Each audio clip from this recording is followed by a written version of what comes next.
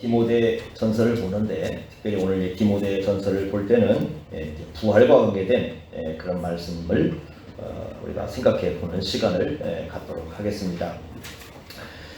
디모데 전서, 디모데는 개인 이름이죠, 그죠? 개인 이름. 바울이 보통은 이제 이 바울이 편지를 쓸 때는 뭐 고린도 전서, 뭐 데살로니가 전후서 이렇게 하면서 교회 이름을 언급을 해서 이렇게 편지를 썼는데 이름을 이렇게 언급하는 내용이 있습니다. 그래서 뭐 디모데 전서, 후서, 디도서 이런 서신을 우리가 목회 서신 이렇게 불러요. 목회 서신. 1장 여러분 2절 보시면 1장 2절에 믿음 안에서 참 아들 된 디모데. 그래서 아마 이제 디모데는 바울에 의해서 회심을 한 걸로 이렇게 보여줄 수가 있는데 믿음 안에서 참 아들 된 디모데. 디모데가 교회를 목회를 하고 있습니다. 근데 목회하고 있는 디모데에게 어떻게 교회를 인도하고 어떻게 교회를 세워야 되는지 쭉 쓰고 있는 게 바로 이 디모데 전서입니다. 근데 개인에게 보내는 것 같지만 사실은 교회적인 서신이다 이렇게 이해할 수가 있습니다. 오늘 우리가 이제 부활절인데 그와 관계된 내용이 오늘 내용에서 좀 볼 수 있습니다. 바울이 자신의 직분을 얘기할 때 특별히 이제 부활과 관계가 있다 이렇게 우리에게 가르쳐 두고 있습니다. 그래서 1장 12절부터 17절까지 내용이 바로 이제 자신에 대한 그런 고백의 내용이 나오는데 그 직분과 부활이 어떤 관계가 있는가를 쭉 설명하는 내용에서 우리가 부활 신앙의 내용을 좀 볼 수가 있습니다. 여러분 동화책 많이 읽어보셨나요? 동화책. 동화는 아이들을 위해서 쓴 이야기지만 실제로 있었던 이야기를 쓴 것은 아니죠, 그죠? 실제로 있었던 이야기를 쓰는 게 아니라 만들어 쓴 이야기죠. 2007년도에 세상을 떠나신 그 권정생이라는 그분이 동화 작가가 계시는데 경북 안동에서 어느 작은 시골 교회에 종지기를 했던 분이죠. 그래서 그곳에서 시골에서 외롭고 가난하게 살면서 아이들을 위한 동화책을 썼는데 그게 이제 강아지똥이라는 동화책이죠, 그죠? 그리고 이제 그 몽실언니 이런 몽실언니 이런 동화잖아요, 그죠? 이런 것들을 써가지고 아이들 마음속에 큰 의미를 부여했습니다. 그런데 재밌는 건 아무도 그 밑에 가서 참 위대한 작가인 건 알지만 대학 나오고 외국 유학 갔다 온 그분들이 아무도 그 밑에 가서 배우려고 하질 않아요. 못 배웠다는 뜻 때문에. 그런 다 위대한 작가로 인정을 하지만 아무도 그 밑에 가서 배우려고 하지 않았던 작가 권정생 선생님이십니다. 그 동화지요. 우화라는 게 있어요. 우화. 그게 동물이나 식물을 의인화시켜가지고 교훈을 하는 거죠. 우리가 잘 알고 이솝 우화 같은 거. 여우가 말을 합니다. 실제 말을 하지 않잖아요. 그런데 말을 하고 그 다음에 이제 개미도 말을 하고 뭐 그러잖아요. 창세기 3장 1절에 보면 뱀이 말을 합니다. 그건 우화 아니에요. 뱀이 말을 하는데 그것도 우화 취급하면 안 됩니다. 그건 역사적 사실 얘기고 우화라는 게 있습니다. 신화라는 게 있어요. 신화. 어떤 사람의 행동이나 제도 이런 걸 신과 또는 초자연적인 것과 연관을 시키는 거죠. 그리스 로마 신화 아마 다 들어봤을 겁니다. 근데 이 신화는 사람들이 자꾸 듣다 보면 실제로는 없는데 진짜 있는 것처럼 느끼게 돼요. 제우스가 있나요? 없죠. 어느 순간 사람들은 있는 것처럼 느껴요. 그걸 아이들은 늘 듣다 보면 신화를 듣다 보면 있는 것처럼 느끼죠. 자, 동화, 우화, 신화. 화니까 화는 다 이야기잖아요. 이야기로 풀어가는 건데 그래서 서사적이다 이렇게 부르는데 세 가지 공통점이 뭐죠? 세 가지 공통점. 역사적 사실이 아니라는 거죠. 그렇지 않습니까? 동화든 우화든 신화든 역사적 사실이 아닙니다. 그죠? 성경에서 나오는 이제 부활을 우리가 얘기할 때 오늘날 많은 사람들이 그런 식으로 취급을 하는 사람들이 굉장히 많습니다. 성경은 부활은 동화나 우화나 신화처럼 역사적 사실이 아니다. 그렇게 보는 사람들이 있어요. 신학자들 중에도 그런 사람이 있습니다. 그러니까 불투만 같은 신학자들은 몸의 부활은 없다. 그냥 성경에서 말하는 부활은 신화고 실제로는 우리 내면적 부활, 내면적 소생, 그러니까 내적으로 다시 새로워지는 것을 부활이라고 얘기한다. 그렇게 가르치는 신학자가 있습니다. 그러나 여러분들이 이제 성경을 보면 이 부활의 증거가 굉장히 많습니다. 그 가운데 우리가 하나를 오늘 보려고 하는데, 사도 바울이 이제 자기를 통해서 증명해 주는 건데, 그게 뭐냐면 사람의 변화라는 거죠. 사람의 변화. 사람이 변화합니다. 이게 이제 부활의 가장 큰 증거라고 이렇게 성경은 가르쳐 줍니다. 사람은 본질적으로 완고합니다. 사람은 본질적으로 고집이 셉니다. 자기가 한번 싫으면 안 합니다. 사람은 굉장히 이기적입니다. 여러분, 사람은 그런 존재예요. 제가 최근에 읽고 있는 책이 이제 두 권이 타인의 해석이라는 책하고 타인의 고통이라는 책인데, 이 타인의 해석이라는 책이 어떤 책이냐면, 이게 이제 말콤 글래드웰이라는 분이 쓴 책입니다. 그래서 이제 경향신문에 소개를 했길래 한번 사서 지금 보고 있는데, 이분의 내용은 뭐냐면 역사적으로 여러 가지 사건과 사람을 다루면서 사람이 사람을 대할 때에 진실 기본값 이론이라는 걸 적용을 합니다. 즉, 저 사람이 진실할 거다라고 기본적으로 자기가 설정해놓고 사람을 정하는 거예요. 나중에 보면 엄청난 오류를 갖고 오는 겁니다. 옛날 히틀러를 만났던 사람들, 미국에서 만났던 수많은 전문가들이 히틀러를 만났을 때 저 사람이 전쟁을 일으켜서 세계를 그렇게 만들 거라고 아무도 생각을 못했다는 겁니다. 정말 만났을 때 그런 사람이 아니었다는 거예요. 그런데 불과 1년이 안 가서 전 세계를 뒤집어 놨습니다. 그분의 이 얘기를 들어보면, 우리가 이번에 엠번만 사건도 마찬가지지만 처음에 나왔을 때 봉사 잘하고 학교 잘 다니고 학점 좋고 다 사람 괜찮은 사람이죠. 그런데 그런 천하의 공로갈 어떤 그러한 일을 저질렀을 것이다 아무 생각을 못하는 거죠. 사람은 사람을 기본적으로 만났을 때 저 사람 괜찮다? 이렇게, 또는 저 사람 진실하다? 기본값을 설정을 해놓고 만난다는 거예요. 그러나 나중에 뒤집어 놓고 보면 사람은 간교하고 악하고 가면 쓰고 있고 진실이 없고, 이게 인간의 본질이라는 겁니다. 이게 기독교인이 아닙니다. 일반 사람이 써놓은 거예요. 사람이 바뀐다는 건 가장 어렵습니다.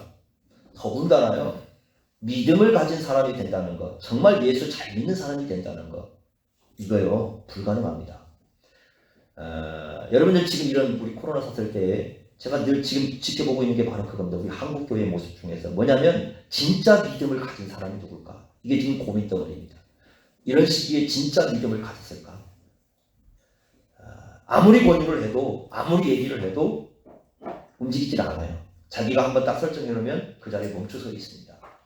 믿음을 가진 사람이 된다는 것 더더욱 어렵습니다. 그런데 예수님을 만난 사람들, 예수님과 관련된 사람들은 모두가 변합니다. 일부가 아니에요. 진짜 예수를 만난 사람은 모두가 변합니다. 성경에서 예수를 만난 사람은 모두가 다 변했습니다. 역사 속에, 기독교 역사 2000년 역사를 넘어오는 속에 예수를 진짜로 믿고 만났던 사람은 모두가 변했습니다. 뭔가 극적인 변화를 가져옵니다. 그러니까 예수를 만난 사람 중에 안 변하면 그 사람이 오히려 희귀종인 거예요.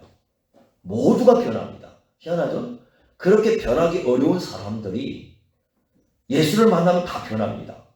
그런데 그들의 중심 속으로 들어가 보면, 그 변화의 중심 속으로 들어가면 거기에 뭐가 있느냐? 예수님의 십자가와 부활이 있어요. 예수님의 십자가와 부활이 그 안의 핵심입니다. 이게 병고침을 받는 사고 변하는 거 아닙니다. 여러분, 이 성경에서 병고침을 받기 때문에 변한다? 그렇게 안 가르칩니다. 예를 들어서 10명의 나병 환자가 있지만 예수님이 나병을 고쳐줬을 때 그 중에 와가지고 감사하는 사람은 한 사람밖에 없어요. 자기가 나병이 고침받다고 해서 변하는 거 아닙니다. 본성은 똑같은 거예요. 인간은 그대로 가는 겁니다. 그런데 예수님의 십자가와 예수님의 부활을 깨달은 사람은 모두가 변합니다. 이게 정말 특이한 현상이죠. 이 사람이라는 것, 인생 전체, 그냥 일부가 변하는 게 아니라 인생 전체를 뒤집어 놓는 그런 어떤 방향 전환을 가져오게 됩니다. 그것은 부활하신 예수님을 만나고 바로 이 십자가에 들신 예수 그리스도를 만날 때입니다. 바울도 자기가 그렇다는 존재라는 걸 고백을 합니다. 사람은 똑같은 것을 보면 변할 것 같잖아요. 안 변합니다. 그 중에 이제 변하는 사람이 있어요. 물론 극적으로 이제 변해가지고 다른 삶을 살아가는 그런 사람도 있습니다. 여러분 아마 이제 영화 배우 혹시 기억할지 모르겠는데 오드리 헵번이라는 영화 배우 기억하십니까? 오드리 헵번. 햇반 말고요. 햇번. 로마의 휴일 아시죠? 들어보셨습니까? 로마의 휴일. 전쟁과 평화, 티파니에서의 아침, 100만 달러의 사랑, 뭐 이런 영화에 나왔던 오드리 헵번. 이 여인은 그 세계 최고의 미인에 속하죠. 세기의 미인이라고 불리는 아주 가장 그 아름다운 여인으로 그때 영화 배우로 알려졌습니다. 이 여인이 원래 벨기에 출신이잖아요. 벨기에 출신인데 생후 3개월 돼가지고 백일해라는 그 호흡기 질환을 앓게 돼가지고 죽음의 문턱에서 살아가게 됩니다. 어쩌다 살아났어요. 10살이 되었을 때 부모가 이혼을 합니다. 아버지가 나치 추종자입니다. 그래서 아버지가 가족을 버리고 히틀러한테 갑니다. 이름으로써 그때가 39년이니까 2차 세계대전이 터지는 거죠. 2차 세계대전이 발생했을 때인데 그때 10살 되었을 때 먹을 게 없어서 고통을 겪었을 때 이 전쟁터에서 고통당하는 어린 아이들을 지원하는 단체가 하나가 만들어집니다. 그게 유니세프라는 겁니다. 유니세프의 지원을 받아서 자기가 생계를 유지하게 됩니다. 그리고 나서 영국으로 건너가서 영국에서 영화를 만듭니다. 그 영화가 바로 로마의 휴일이라는 영화였어요.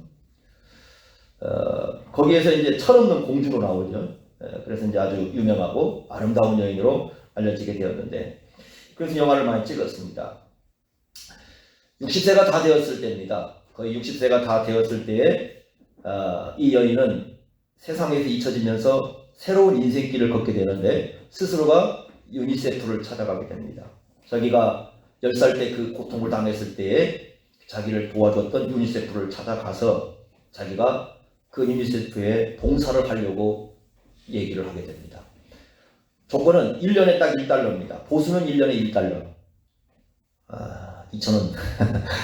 교통비는, 숙박비는 거기서 해주지만 아무것도 제공되지 않습니다. 그래서 굶주림과 고통에 처한 병든 아이들을 찾아서 이제 아프리카를 다니는데 50여 개국의 나라를 다니면서 봉사를 합니다. 처음에 많은 사람들이 비난을 합니다. 또 쇼를 하는구나 이렇게 생각했습니다. 그런데 이 여인은 그 아프리카를 다니면서 50여 개국을 다니면서 전혀 세상에 관계하지 않고 그런 비난에 상관없이 그 아이들, 고통당하는 아이들을 눈물을 흘려가면서 아이들에게 봉사를 합니다. 그러다가 1992년도에 소말리아를 갔는데 그 소말리아를 방문했는데 그 공터에 아이들이 놀고 있는데 그 옆에 자루꾸러미들이 놓여 있습니다. 그 자루꾸러미들이 뭐냐면 죽은 아이들의 시신들이었어요. 근데 그 죽은 아이들 시신들을 쌓아놓고 놀고 있습니다. 아이들이. 그걸 보고 이 여인이 충격을 받고 통곡을 합니다. 그런데 이때 당시에 이 여인이 대장암 말기였습니다. 사람들이 말렸어요. 치료하라고. 그런데 치료하지 않습니다. 그리고 소말리아를 마지막 자기의 봉사센터로 하고 그리고 그곳에 가서 봉사를 하다가 1993년 63세에 죽음을 맞습니다.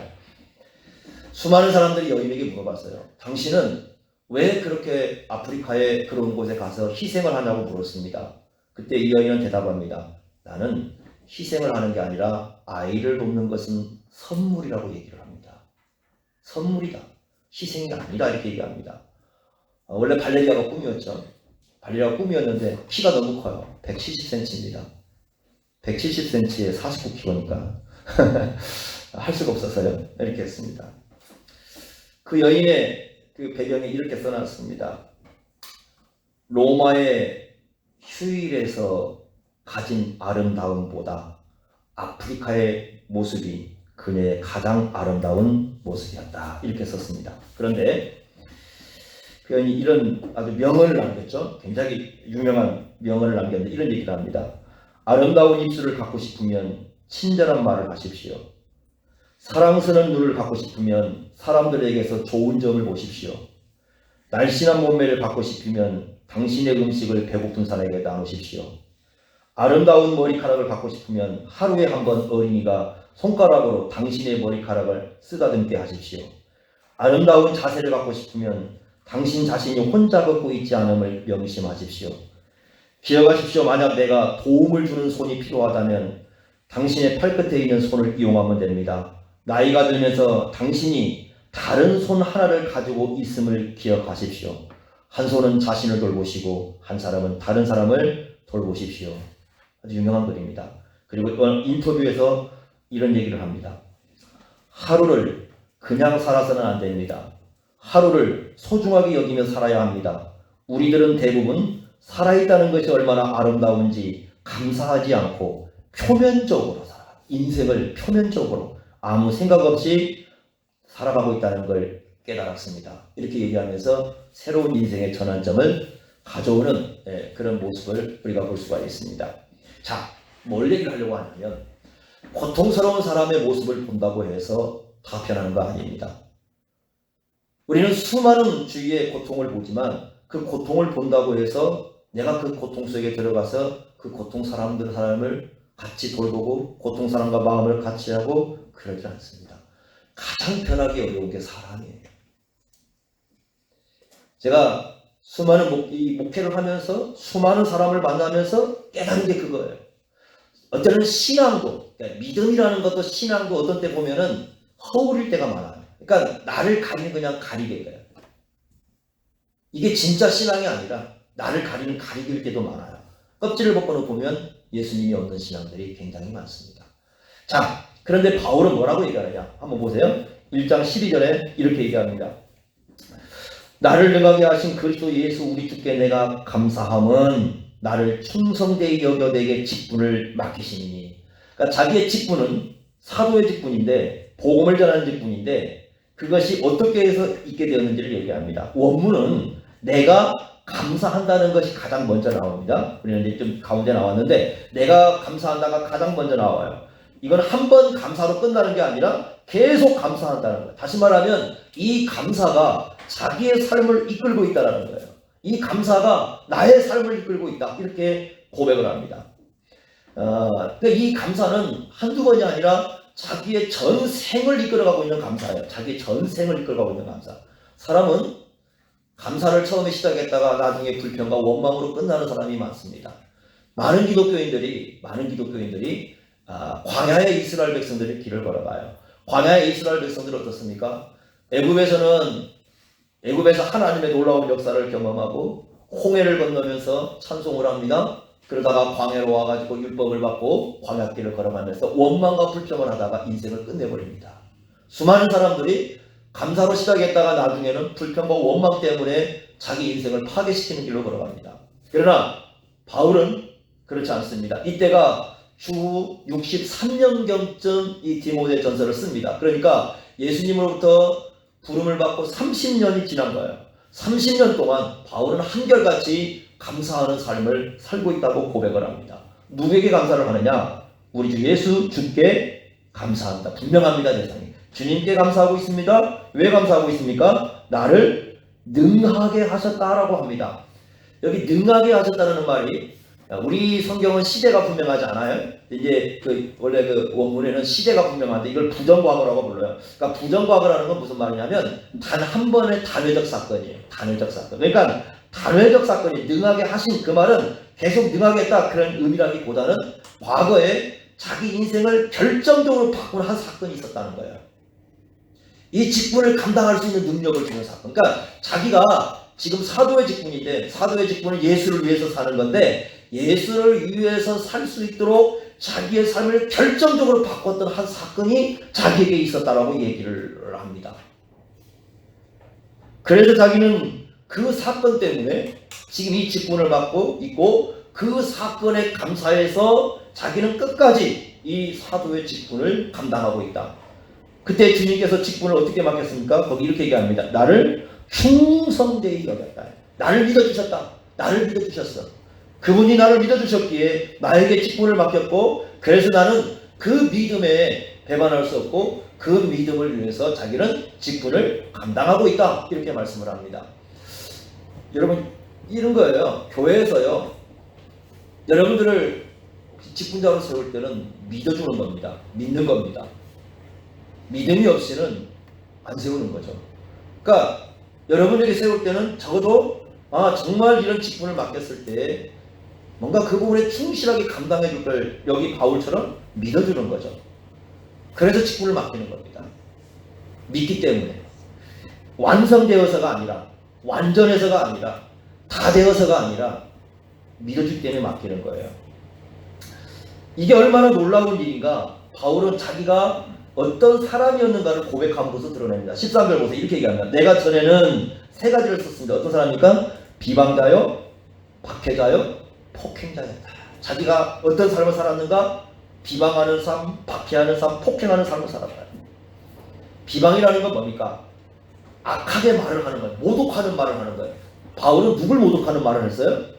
예수님을 모독하는 말을 했던 사람입니다. 과거에 예수님을 모독하는 말을 했던 사람, 예수님에게 악한 말을 했던 사람이었어요. 박해자였습니다. 이 박해자라는 말은 사냥꾼의 그 사냥감을 이렇게 추격하듯 하는 어떤 집요하게 다른 사람을 이렇게 잡아보려고 하는 어떤 그런 존재. 예를 들면 여러분 그 옛날에 추노라는 그 드라마 있었잖아요. 끝까지 추적하죠, 그죠? 잡아오려고 하는 그런 존재 있지 않습니까? 그때 쓰는 표현입니다. 박해자가 끝까지 예수 믿는 사람들을 잡아가지고 예수 믿는 사람들을 먹잇감으로 삼아서 그 예수를 어떻게 하고 싶어하는 그 마음을 가진 사람이 바울이었습니다. 폭행? 이건 무례하고 난폭하다는 의미를 갖고 있어요. 굉장히 무례하고 난폭하고 예수 믿는 사람들을 그렇게 대했던 사람이에요. 그래서 이 사람은 예수를 믿는 사람을 봤을 때 마치 사냥꾼이 사냥감을 발견하게 됐고, 굉장히 무례하게 되었고, 난폭하게 되었고, 악한 말로 악담을 하고 해를 끼치려고 했던 그런 삶을 살았던 사람이 바울 자신의 인생이었습니다. 과거에. 한번 보십시오. 사도행전 한번 여러분 잠깐 보겠습니다. 사도행전 한번 7장 한번 가보시기 바랍니다.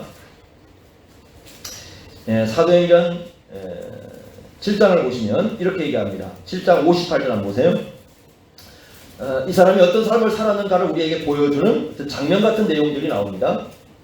7장 58절에 보면 스데반이라는 분이 예수를 증언하다가 죽임을 당하는 사건이 나오는데 58절에 이렇게 얘기합니다. 성 밖으로 내치고 돌로 칠세 증인들이 옷을 벗어 사울이라 하는 청년의 발 앞에 뒀다. 그러니까 사울은 스데반이 죽고 있을 때, 돌로 치고 있을 때 그 곁에 있었던 그냥 그런 사람이었어요. 그런데 8장 1절에 보십시오. 이렇게 얘기합니다. 조금 변했습니다. 사울은 그가 죽임 당함을 마땅히 여겼다. 다시 말하면 스데반의 죽음 어떻게 하니까 마음 찬동을 한 거죠. 찬성을 한 거죠. 마땅하다. 또 죽보다 싸다. 이렇게 자기가 마음을 먹었던 사람이에요. 그러다가 조금 더 변했습니다. 8장 3절 한번 가보세요. 8장 3절 같이 한번 읽어보겠습니다. 시작. 사울이 교회를 참멸할세 각 집에 들어가 남녀를 끌어다가 옥에 넘기니라. 교회를 뭐 하려고 했다고요? 참멸시켜버리려고. 교회를 완전히 싸그리 없애버리려고 했어요. 그죠? 그러다가 이건 예루살렘에서 일이죠? 이건 예루살렘에 있는 교회들을 그렇게 하려고 했다는 거죠. 좀 더 지나면 어떻게 됩니까? 9장 한번 가보겠습니다. 9장 1절 한번 보세요. 이제는 어디까지 가냐면 좀 더 달라지죠? 9장에 보시면 1절 또 한번 같이 읽어보겠습니다. 시작. 사울이 주의 제자들에 대하여 여전히 위협과 살기가 등등하여 대제사장에 가서 공문을 가지고 2절에 보면 어디로 가려고 합니까?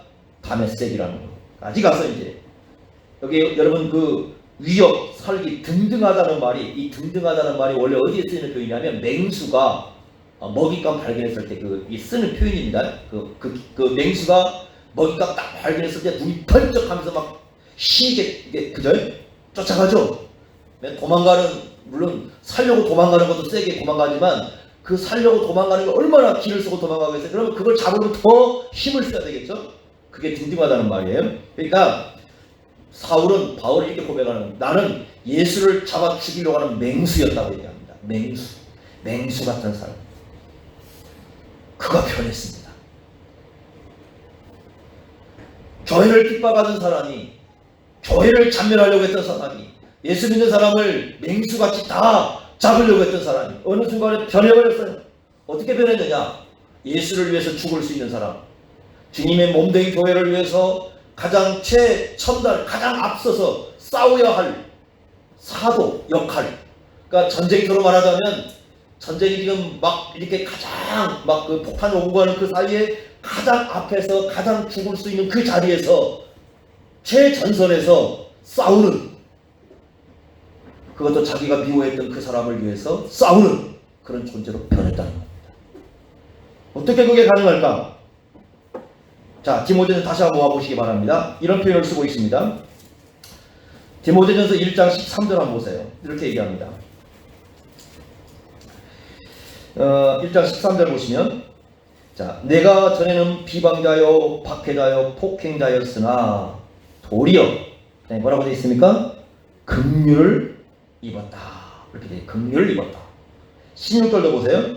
그러나 내가 뭘 입었다? 긍휼을 입었다. 이렇게 얘기합니다. 긍휼을 입었다. 하나님의 긍휼을 입었어요. 그 다음에 14절 보세요.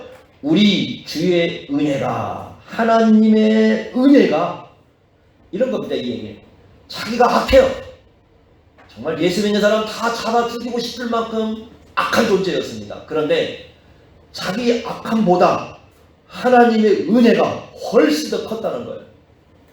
자기를 불쌍히 여기는 그 하나님의 사랑, 자기를 긍휼히 여기는 그 하나님의 사랑이 자기의 그 악함보다 훨씬 컸다는 거예요. 그게 무슨 사건입니까? 바로 부활하신 예수를 만난 사건이었어요. 사도행전 9장 2절에 이제 예루살렘에 있는 사람들만 예수를 믿는 사람을 끌고 올라왔던 것이 하나 다메섹으로 가려고 합니다. 지금 다메섹은 우리 지금은 이제 다마스커스라고, 다메섹은 지금은 이슬람의 4대 그 도시 중에 하나 지금 속해요. 지금은. 그런데 그 당시에 다메섹은 이 예루살렘에서 한 240km 정도 떨어져 있습니다. 그러니까 우리 만약에 걸어서 간다면 한 6일, 7일, 9일 되겠죠. 낙타를 타고 좀 다르겠지만 걸어서 가면 6일, 7일 정도 되는, 일주일 정도 걸리는 그 길이에요. 그러니까 예루살렘에 있는 예수 믿는 사람만이 아니라 다메섹에 있는 예수 믿는 사람들, 240km 정도 떨어져 있는 그 지역에 있는 그 예수 믿는 사람들까지 다 잡기 위해서 사냥꾼처럼 갑니다. 이게 바울이에요. 얼마나 바울이 극렬하게 예수 믿는 사람들을 증오했는지 여기서 드러납니다. 그런데 그 다메섹에 가까이 갔을 때 그 시간이 정오라고 되어 있습니다. 사도행전 26장 13절에 보면 정오 12시입니다. 난 12시는 태양빛이 가장 세게 내리쬐는 시간 중에 하나입니다. 그러니까 빛이 환하게 태양빛이 있는 그 시간인데 그 태양빛보다 훨씬 더 찬란한 빛이 하늘에서부터 비춰오기 시작합니다. 그 앞에서 바울은 엎드립니다. 그때 음성이 들립니다. 아무도 못 들었어요. 바울만 듣습니다. 사울아 사울아 어찌하여 네가 나를 핍박하냐. 교회를 핍박하고 있는데 하늘에서 들려오는 음성은 예수님을 핍박하고 있다는 겁니다. 네가 어찌하여 나를 핍박하고 있느냐. 주는 누구십니까? 나는 네가 박해하는 예수다. 거기서 부활하신 예수 그리스도를 만납니다. 그래서 바울은 고린도전서 9장 1절에 이렇게 얘기합니다. 우리 주를 보았다. 이게요 여러분, 우리 주를 보았다는 말이 그냥 우리는 성경을 읽을 때 우리 주를 보았어 이렇게 읽을지 모르지만 바울은 이 글을 쓸 때 그야말로 막 생명이 용솟았을 거예요. 우리 주를 내가 보았어. 그 부활하신 주를 내가 보았어. 십자가에 죽어서 끝났다고 생각하는 그 주님을 내가 만났어. 그게 너에게 너무 큰 은혜야. 예? 자, 여러분 고린도서 15장 8절 한번 보세요. 바울은 이렇게 씁니다. 고린도서 15장 8절에 바울은 이게 그냥 우리가 읽는 밋밋한 글이 아니에요. 그야말로 자기의 모든 생을 담아서 쓰고 있는 내용입니다. 15장 8절에 이렇게 얘기합니다. 맨 마지막에 만삭되지 못하여 난자 같은 내게도 보이셨다. 나에게 보여줬어. 부활하신 예수님이 내게 나타나셨어. 그래서 9절에 이렇게 갑니다. 나는 사도 중에 가장 작은 자라. 나는 하나님의 교회를 뭐 했던 사람이요? 박해했던 사람이야. 나 하나님의 교회를 박해했던 사람이고 나는 사도라 치감을 감당할 수 없는 사람이야. 그런데 10절에 보십시오. 이렇게 얘기합니다. 한번 다 같이 읽어보겠습니다. 15장 10절 시작. 그러나 내가 나된 것은 하나님의 은혜로 된 것이니 내게 주신 그의 은혜가 헛되지 아니하여 내가 모든 사도보다 더 많이 수고하였으나 내가 한 것이 아니요 오직 나와 함께 하신 하나님의 은혜로다. 하나님의 은혜야. 이게 부활하신 예수님을 만나는 게 하나님의 은혜야. 우리 주님을 만나는 것이 하나님의 은혜야. 그래서 내가 더 많이 수고했어. 그럼에도 불구하고 나의 나 된 것은 하나님의 은혜야. 제가요 이런 얘기 많이 들어요. 예수 믿는 사람들 중에서 가끔 저한테 와서 제가 이렇게 된 거요 바울처럼 하나님의 은혜예요. 이렇게 얘기하는 사람 많이 들어요. 그런데 은혜라고 고백하면서 나중에 보면 전혀 하나님의 은혜를 느끼지 못하는 행동을 하는 사람 너무 많이 봐요. 그러면 그 사람의 은혜는 뭐냐면 자기가 살아오는데 하나님이 좀 도움을 줬다는 거야. 그 정도 은혜를 얘기합니다. 그러나 바울은 그거 얘기하는 거 아니에요. 우리가 주님을 만났어. 부활하신 주님이 나에게 나타나셨어. 내가 그분을 만났기 때문이야. 변할 수 없는 사실. 십자가에 죽으시고 부활하신 그 예수를 내가 만났기 때문에 그게 내게 은혜야. 이렇게 얘기하는 거지 좀 도움 준 거 얘기하는 거 아니에요. 도움 준 것은요 사라질 수 있어요. 그러면 그때 은혜도 사라져요. 바울이 얘기하는 건 내가 예수를 믿게 되었다는 거, 이게 너무 큰 은혜인 거예요. 바울은 뭐라고 고백합니까? 어떤 심령으로 일을 했냐면 보세요 한번. 바울은 그때의 그 은혜를 감격했을 뿐만 아니라 어떤 심령으로 일했냐면 디모데전서 다시 한번 와보세요. 1장 15절 이렇게 얘기합니다.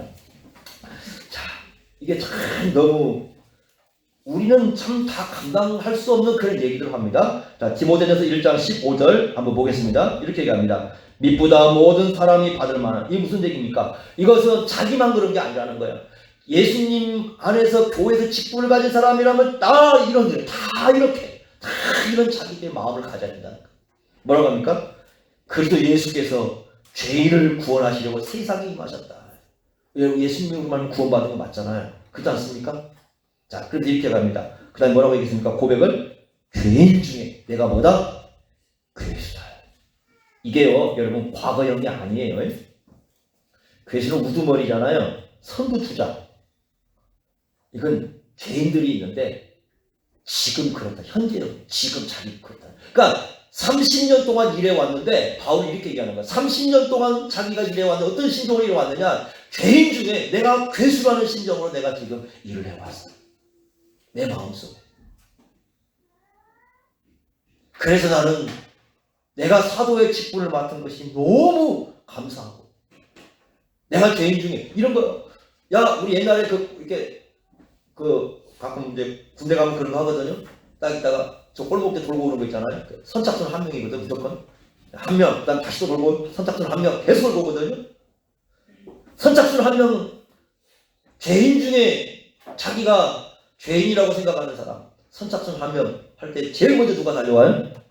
바울이 달려오는 거예요. 선두주자. 자기가 제일 먼저 달려와가지고 주님 제가 죄인입니다. 옛날에 제가 주님 핍박했고 주님의 교회를 핍박했고 내가 예수 믿는 사람 핍박했고 주님을 알지 못해서 그렇게 살았습니다. 이런 저를 주님께서 구원해 주셨습니다. 부활하신 주님께서 저를 만나 주셨습니다. 부활하신 주님이 저에게 나타나셔서 사도로 삼으셨습니다. 그게 너무너무 감사해서 지금 제가 이렇게 살고 있습니다. 여러분 그게 바울의 고백입니다. 우리 신앙의 중심에 부활이 있어야 됩니다. 그 부활이 있다는 것은 우리가 저 과거의 얘기가 아니라 현재 이 땅에서 살아가는 지금 이 시간에 우리가 맡겨진 직분을 통해서 드러납니다. 구원부터가 여러분 구원이요. 부활이 없으면 구원이 없습니다. 로마서 10장 9절에 이렇게 말씀했습니다. 예수를 주로 시인하고 하나님께서 그를 죽은 자 가운데서 살리신 것을 마음에 믿으면 구원을 받으리라.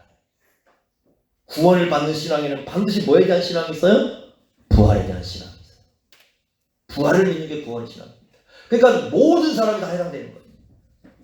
비비 워필드라는 분은 이런 얘기를 합니다. 너무 감격적인 얘기를 하는데요. 우리가 주일을 지키잖아요. 주일에 대해서 이렇게 얘기합니다. 예수 그리스도께서는 구약의 한 시기를 가지고 무덤 속에 들어가셨다가 부활의 아침에 주일을 가지고 무덤 밖으로 나오셨다. 명문장입니다. 구약의 한 시기를 가지고 무덤 속에 들어가셨다가 부활하실 때 주일을 가지고 나오셨어요. 그래서 그 주일을 우리에게 선물로 줬습니다. 오늘 우리가 주일을 지키는 것 자체가 뭡니까? 부활의 날이에요. 그래서 매 주일이 뭐냐? 매 주일을 예전에 고대 성도들이 뭐라고 써놨냐면 작은 부활절이라고 썼어요. 작은 부활절. 매 주일마다 부활하신 예수님을 만나서 우리는 작은 부활절을 지키는 겁니다. 부활이 없다면 기독교는 없습니다. 부활이 없으면 기독교 없어요. 예수님 십자가에 죽으셔서 끝났으면 기독교 없습니다. 기독교는 부활의 종교예요. 부활하신 주님께서 우리에게 주신 직분 다시 한번 보세요. 1장 12절 다시 한번 읽겠습니다. 자, 제가 읽고 여러분들이 읽으라 읽어보세요. 1장 12절 나를 능하게 하신 그리스도 예수 우리 주께 내가 감사함은 나를 그 다음에 읽어보세요. 시작. 네, 어떻게 얘기했다고요? 저는 이런 얘기를 합니다. 모든 직분자는 서약을 합니다. 하나님 앞에 서약을 합니다. 그래서 그렇게 얘기합니다. 자신이 하나님 앞에 내은 서약만 제대로 지켜도 그것만 거짓말하지 않아요. 하나님 앞에서 직분을 받으면서 우리가 서약을 합니다. 하나님 말씀대로 살겠습니다. 또 뭐 어떻게 하겠습니다. 다 서약하잖아요. 그 서약만 제대로 지켜도 우리 이 땅에서 헛되이 살지 않을 겁니다. 체코의 작가 쿤데라라는 작가가 쓴 책이 있습니다. 아마 여러분 들어본 책일 것 같은데 참을 수 없는 존재의 가벼움 들어보셨죠? 참을 수 없는 존재의 가벼움. 5명이 등장을 합니다. 거기에 무의미한 삶을 사는 거예요. 이 사람은 한 사람이 이 여자하고 사는데 이 여자를 좋아하는데 이 여자는 이 남자하고 관계를 맺은 또 다른 남자를 좋아하고 그 남자는 이 여자와 관계 맺은 또 다른 여자를 생각하고 복잡하죠? 거기에 이렇게 딱 얽혀져 있는 그 내용을 쓴 것이 참을 수 없는 존재의 가벼움입니다. 거기는 뭘 얘기해 주려고 할까? 쿤데라가 이 체코 작가가 하고 싶은 얘기는 이런 거예요. 사람들은 그냥 삶을 순간순간만 즐기는 무의미한 삶들을 다 살고 있다는 거예요. 삶을 살아가는데 자기가 보니까 그냥 순간순간 즐기는 거, 순간순간 자기들이 삶을 누리는 거, 그것만을 위해서 무의미하게 살고 있다는 것을 가르쳐줘요. 그러니까 인간이 얼마나 가벼운 삶을 이 땅에 살아가는지를 얘기해 주는 것이 그 책입니다. 이 사람은 허무주의 작가예요. 삶의 허무주의를 얘기해 준 거예요. 그런데 이 사람이 하는 얘기는 이런 겁니다. 왜 사람들이 하루하루를 그렇게 그냥 일시적인 거 즐기면서 허무하게 살아가느냐? 답은 이겁니다. 그 하루하루 내가 살아가는 삶을 평가해 줄 수 있는 뭔가가 없다는 거예요. 기준이 없어요. 그러니까 내가 지금 이렇게 살아가는 하루하루의 삶, 이 가벼운 삶, 그냥 하루 내가 즐기면서 내 마음대로 살아가는 삶을 살아가는데 그 삶을 평가해 줄 수 있는 뭔가 기준이 없어요. 그래서 모든 인간은 그냥 존재가 있지만 가벼운 깃털 같은 그런 삶을 이 땅에서 살아간다는 거예요. 그게 허무입니다. 바울은 이렇게 얘기합니다. 우리의 순간순간 살아가는 이 삶을, 이 날마다 살아가는 이 삶을 평가해 줄 그분이 계시다는 겁니다. 누구십니까? 예수 그리스도시. 부활하신 예수 그리스도.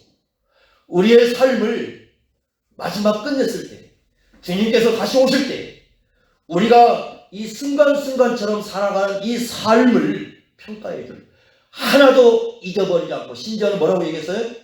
물 한 그릇을 누군가에게 예수의 이름으로 줬을 때에 그 물 한 그릇 준 것까지도 평가해 줄 수 있는 우리 마지막 삶의 끝에 한 분이 계시다는 겁니다. 누굽니까? 부활하신 예수 그리스도십니다. 그래서 부활은 우리의 삶을 의미 있게 해주고, 부활은 순간순간 살아가는 우리의 삶의 이 무의미성을 깨뜨리는, 그래서 이렇게 썼습니다. 데이비드 웰스는 허무주의를 얘기하면서 이렇게 썼습니다. 부활이 우리 삶에 가장 의미가 있는 건 뭐냐? 무의미를 깨뜨리는 것이다. 우리 삶의 무의미함을, 우리 삶의 허무함을 깨뜨리고 있는 게 부활이다. 그래서 부활은 이 땅에 살아가는 모든 무의미함을 깨뜨린 가장 강력한 무기라고 얘기를 합니다. 그래서 여러분 그런 겁니다. 부활하신 예수님을 만나면 그래서 모든 사람이 어떻게 했던 거예요?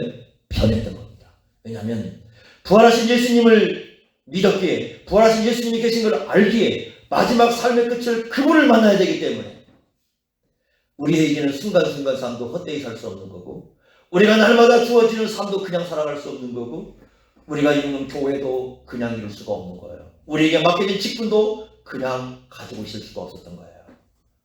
우리에게 주어진 모든 것이 그냥 존재하는 게 아니라는 거예요. 그게 부활이 우리에게 주는 가장 강력한 선물입니다. 여러분, 예수님 부활을 믿으십니까? 네. 우리도 부활할 걸 믿습니까? 부활이 없다면요, 바울이 고린도서 15장에 이렇게 써놨어요. 내일 죽을 터이니 오늘 막 먹고 마시고 놀자.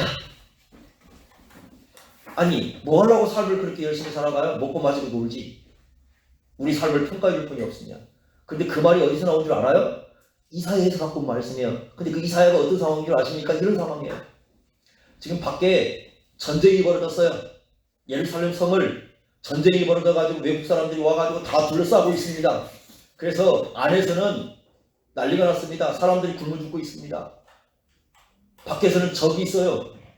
그런데 그 안에 있는 사람들이 그러는 거예요. 야, 어차피 굶어 죽든 나가 죽든 우리 죽을 테니까 그냥 먹고 마시고 그냥 오늘 즐겨 끝내버리자 인생. 하나님께서 심판을 하고 있는 장면이에요. 그 장면이. 이 하나님 말씀대로 살지 않아가지고 하나님을 떠났기 때문에 하나님께서 외국 군대를 보내가지고 심판하고 있는 장면이, 지금 예루살렘이 다 멸망하고 있는 직전입니다. 그런데 한다는 소리가 내일 죽을 터이니 오늘 먹고 마시고 죽자. 여러분 그잖아요. 예수님 부활 없으면 뭐하려고 열심히 살아갑니까? 먹고 마시고 죽으면 되지. 어차피 죽을 거. 먹고 마시고라도 죽지. 그죠? 옛날 말대로 먹고 죽는 귀신이 때깔도 없지. 우리가 그렇게 살아갈 수 없는 이유, 우리가 순간순간을, 오늘이라는 시간을, 날마다의 시간을 무의미에 나눌 수 없는 이유 단 하나입니다. 부활하신 예수 그리스도가 계십니다. 다른 종교는요, 제가 이런 겁니다. 다른 종교를 연구했을 때 이런 겁니다. 모든 종교는 허무주의로 끝나게 되어 있습니다. 왜 그런지 아십니까? 부활이 없어요. 부활이 없는 종교는 다 허무주의로 끝나요. 그렇게 살아갈 이유를 모르는 겁니다. 자, 불교를 보세요. 열심히 자기가 돈을 닦았다고 생각해보세요. 그렇게 살 이유가 뭡니까 도대체? 세상에서 평판을 얼마나 한다는 겁니까? 그 서울대 최인혁 교수가 요즘 한 번씩 요즘 제가 하도 이제 강의가 좋아서 듣고 있는데 이런 얘기를 합니다. 사람이 의미 있게 살려면 두 가지가 깨져야 된답니다. 두 가지가 안 깨지면 절대로 그 사람은 삶을 의미 있게 살아갈 수 없답니다. 첫째가 뭐냐면 소유입니다. 소유. 모든 걸 가지려고 하는 소유. 소유욕. 두 번째가 뭐냐? 다른 사람들의 평판이라는 거예요. 다른 사람 평판. 다른 사람이 나를 어떻게 볼까? 거기에 매여 사는 사람 인생 의미 있게 못 산다. 남이 내 인생 안 살아주는데 거기에 매여 있어요. 두 번째, 첫 번째는 소유. 더 가져야만 자기 인생이 때깔나는 것처럼 보이는 거예요. 더 좋은 옷을 입어야만, 더 많은 좋은 물품을 가져야만, 더 좋은 집을 가져야만 자기 인생이 마치 뭐 때깔나는 것처럼 보이는 그 인생 살아가는 거. 그거 빨리 두 개 안 버리면 인생 평생 의미 있게 살아갈 수 없다라고 얘기합니다. 귀담아 들을 만한 얘기예요. 그래서 의미 있잖아요, 이제. 여러분, 부활하신 주님 계십니다. 지금도 살아계셔서 우리 예배 가운데 함께 하시고요. 우리가 죽는 그분 만나야 됩니다. 그분 다시 오십니다. 그분이야말로 우리 인생을 진정 의미 있게 해주시는 분이세요.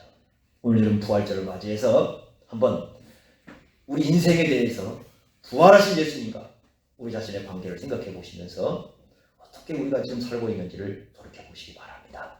부활하신 주님이 계시다면 우리의 모든 게, 예수를 위해서 살아가는 모든 게 무의미로 끝나지 않습니다. 그래서 고린도 15장 58절 마지막 끝날 때 이렇게 하는 겁니다. 주 예수 안에서는 절대로 헛된 일이 아무것도 없어요. 아무것도 헛되지 않다. 이 말씀을 꼭 기억하시면서 주님을 위해서 저와 여러분의 삶을 드릴 수 있기를 바랍니다. 기도하겠습니다. 하나님 아버지, 사도 바울은 자신의 삶의 변화를 통해서 부활하신 예수님을 증언합니다. 부활하신 주님이 계시기에 그의 삶은 피었고, 부활하신 주님이 계시기에 그의 인생은 올바른 길을 찾았습니다. 부활하신 예수님이 계시기에 그는 무의미한 인생을 의미있게 살게 되었습니다. 오늘 그것은 우리들에게 또한 주어진 말씀임을 가르쳐 주십니다. 우리의 인생 끝에 부활이 있기에, 우리의 삶의 부활이 있기에 우리 이 땅에 살아가는 한순간 한 분의 삶이 의미가 있음을 깨닫습니다. 하나님 아버지, 부활하신 주님을 만날 것을 우리가 기대하면서, 우리가 소망하면서 우리에게 주어진 이 삶을 참으로 의미 있게 살아갈 수 있도록 인도하여 주옵소서. 예수님의 이름으로 기도드리옵나이다. 아멘.